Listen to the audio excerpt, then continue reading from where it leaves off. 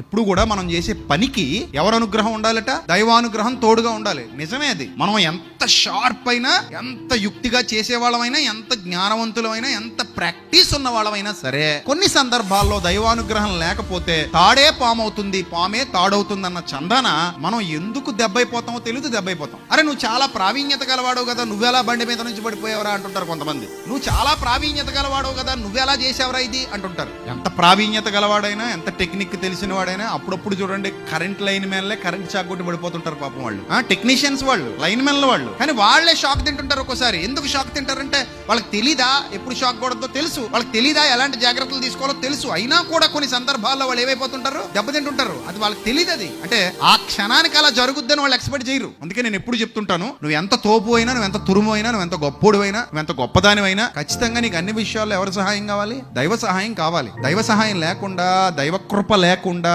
దైవ కృపలో వర్ధిల్లకుండా నువ్వు అనుకున్నవన్నీ జరగవు.